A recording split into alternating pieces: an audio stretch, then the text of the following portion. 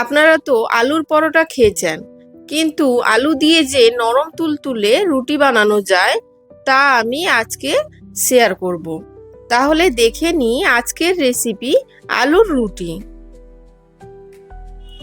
এটি বানানোর জন্য আমি এখানে দুটো আলু নিয়েছি। আলুগুলোকে ছাড়িয়ে ভালোভাবে ধুয়ে পরিষ্কার করে নিয়েছি। এবার আলুগুলোকে ছোট ছোট করে পিস করে কেটে নেব। তারপর একটি প্লেটে তুলে নেব।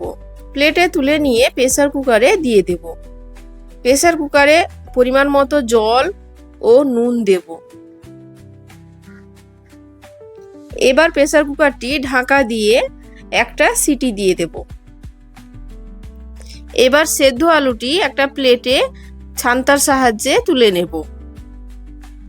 এবার একটা ম্যাশার দিয়ে আলুটিকে ম্যাশ করে নেব। আলুটাকে ভালো করে মাখাতে হবে যেন দানা দানা না থাকে। এবার দিয়ে দেব 1 বাটি পরিমাণ হালকা গরম দুধ, আর দিয়ে দেব পরিমাণ মতো নুন। তারপর দিয়ে দেব 1 বাটি পরিমাণ আটা। এবার এগুলো একসঙ্গে মাখিয়ে নেব।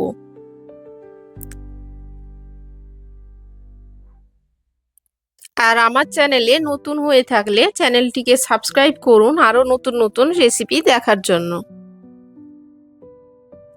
আটাটি এখানে একটু বেশি নরম হয়ে গেছে, তাই এখানে আরেকটু অল্প পরিমাণ আটা দিয়ে দেব। আটা দিয়ে ডোটাকে ভালো করে মাখিয়ে নেব। আমি এখানে আটা দিয়ে রুটিটা বানাচ্ছি, তোমরা চাইলে ময়দা দিয়েও বানাতে পারো। এবার আটার ডোটি এই পর্যায়ে মাখানো হয়ে গেলে আটার ডোটি 10 মিনিট রেস্টে রেখে দেব। এবার 10 মিনিট পর আটার ডোটিকে ছোট ছোট নেচি করে কেটে নেব। সমস্ত নেচি কাটা হয়ে গেলে এবার হাতের সাহায্যে এক এক করে গোল শেপ দিয়ে দেব। এবার নেচিটিকে নিয়ে আটা মাখিয়ে নেব। মাখিয়ে নিয়ে হাতের সাহায্যে চ্যাপ্টা করে নেব। এক এক করে বেলে নেব।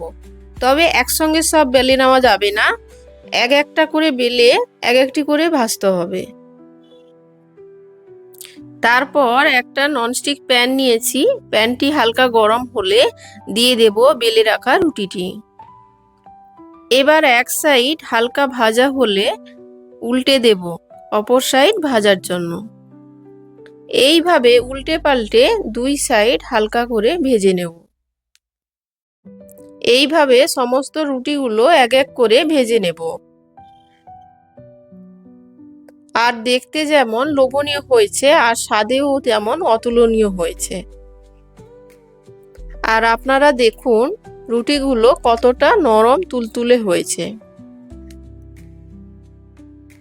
আর যারা রুটি খেতে একদমই পছন্দ করো না, তারা এইভাবে আলু রুটি বানিয়ে ট্রাই করতে পারো। আর এই আলু রুটিগুলো খুব কম সময়েই বানিয়ে ফেলা যায়।